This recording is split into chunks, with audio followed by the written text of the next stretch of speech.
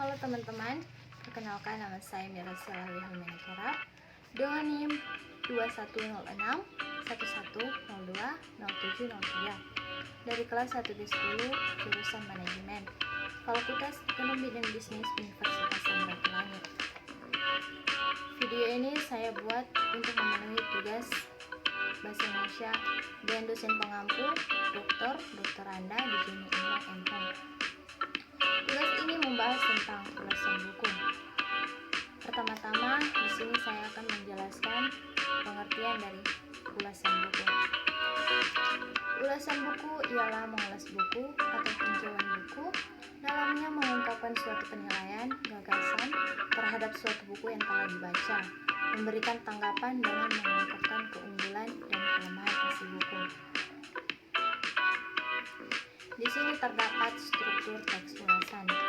Yang pertama, identitas atau opsional ialah memberikan informasi tentang identitas buku. Yang kedua, orientasi adalah tahapan orientasi identik dengan pengantar pada seluruh ulasan. Yang ketiga, tafsiran isi ialah gambaran detail atau menarik dan unik. Yang keempat, evaluasi ialah menilai karya yang diulas. Yang kelima, rangkuman berisi simpulan dan saran ulasan buku. Yang pertama di sini ada identitas buku. Di samping sebelah kanan saya terdapat model buku yang telah saya ulas. Judul buku Manajemen. Penulis Dr. Lili Sulastri MM. Penerbit L.A. Goetz. Tahun terbit 2014. Hak cipta dilindungi oleh undang-undang, dilarang mengutip atau memperbanyak sebagian atau seluruh isi buku ini tanpa izin tertulis dari penerbit. Jumlah halaman 58 halaman. Bahasa yang digunakan bahasa Indonesia. Warna buku abu-abu. Kedua, orientasi.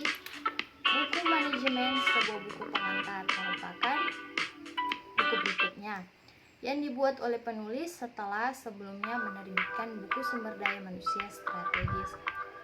Penulisan buku-buku manajemen ini selain terdorong oleh proses belajar mengajar dan tugas kelas, juga membantu khalayak untuk lebih jauh mengenal manajemen sebagai sebuah ilmu dan praktek dalam setiap organisasi, lembaga dan perusahaan. Selain juga didorong oleh minat dan semangat penulis terhadap berbagai konsep, teori dan metode serta langkah-langkah yang terkadang dalam berbagai buku manajemen untuk lebih memperkaya wawasan. Di sini ada tafsiran isi. Dalam buku ini dijelaskan mengenai perencanaan sumber daya manusia sebagai proses penentuan kebutuhan pegawai pada masa yang akan datang berdasarkan perubahan-perubahan yang terjadi dan persediaan tenaga kerja. Ini memiliki manfaat yang besar bagi sebuah organisasi atau perusahaan.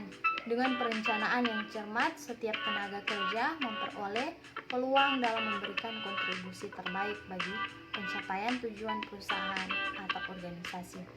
Perencanaan sumber daya manusia berfungsi untuk mempermudah pelaksanaan koordinasi sumber daya manusia oleh manajer sumber daya manusia. Evaluasi. Kelebihan. Buku ini sangat menjelaskan dengan rinci bagaimana manajemen sumber daya manusia, bagaimana perencanaan sumber daya manusia dan fungsinya, dan hal lain yang berkaitan dengan sumber daya manusia, sehingga pembaca dapat memahami apa yang ada dalam buku secara jelas.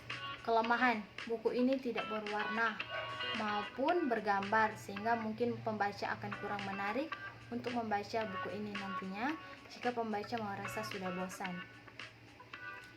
Rangkuman. Buku ini sangat cocok bagi mahasiswa yang akan mempelajari dasar-dasar dari manajemen, terutama manajemen sumber daya manusia, karena dalam buku disusun dengan sistematik yang baik dan benar. Sekian dari presentasi saya mengenai ulasan buku. Terima kasih.